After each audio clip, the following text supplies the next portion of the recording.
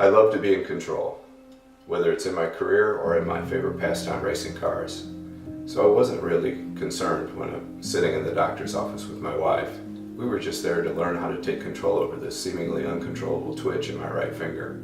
What I absolutely was not ready to hear at age 46 were those 4 words: "You have Parkinson's disease." I immediately went into shock. 1,000 questions were running through my head. What about my family? Was I going to be bedridden in 10 years? What about my career? Would I have to stop driving? What the heck is Parkinson's anyway? Had I totally just lost control? These heavy questions really weighed on me, and I found myself starting to feel depressed and anxious.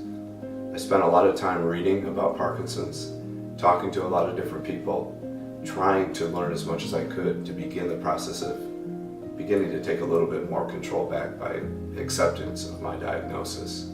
I met with a therapist, and she helped me figure out who I am and what was important to me. One of the exercises that she had me go through was to write a letter to Parkinson's.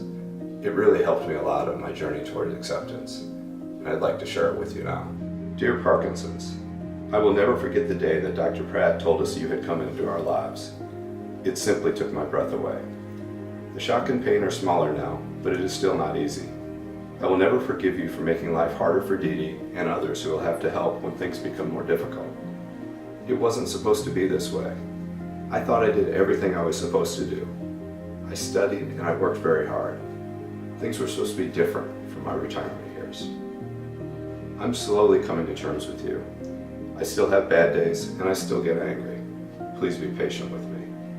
I still struggle with, why me? I don't want to ask for much. Please just make the progression go slowly.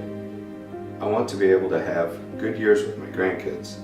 I know they will accept me for who I am, regardless. However, it will help me if I'm able to play with them when they are young. To paraphrase Michael J. Fox, I am lucky, I truly am. With Dee Dee by my side, we will win this challenge. Without her, I'm afraid you'd have won. My kids don't fully understand what your present means, and frankly to that point I'm not sure I fully do yet either. But please don't make it difficult for them. I know I will find a way to help others who will meet you after me. I'm not exactly sure what that will look like, but I will figure it out. I am not yet ready to share you joining my life with everyone. I will get there in time, but I'm not ready to talk about you more than I have to. I will get there. I know I will. In short, I will not let you control my life. You have the upper hand. I know that. I will work hard at my health and do whatever it takes to help slow your control over my body. I am stubborn and impatient. You will have to deal with that. Ned. Michael J. Fox is correct when he says that acceptance does not mean resignation. It just means something is what it is, and there has to be some way to work through it. I was still me, just now with PD. Full acceptance for me was realizing that while I'm not happy I have Parkinson's, it's okay that I do.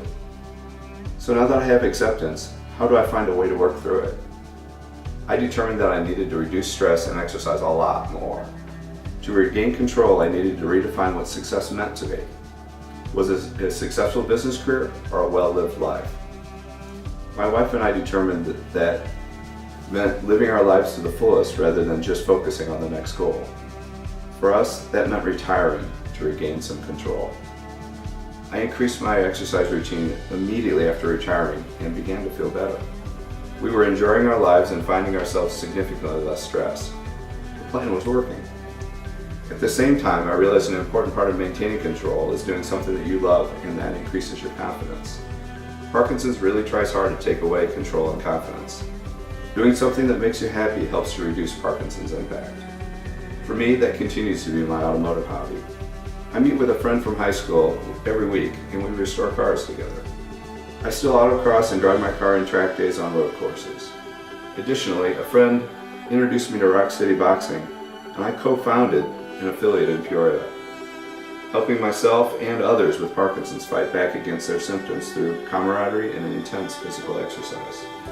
The Rocksteady and Parkinson's communities have increased my passion for physical challenge, and I have been part of Thanksgiving, running, and even various social media challenges. Some say I have a borderline obsession with the speed bag and learning new skills. My daily focus is now helping people cope with their diagnosis and regaining control of their lives, which is a long way away from my button-down accounting career. But I've never been more fulfilled or, ironically, more in control, even though I have a disease that does everything in its power to take control away from me. Parkinson's does not define me.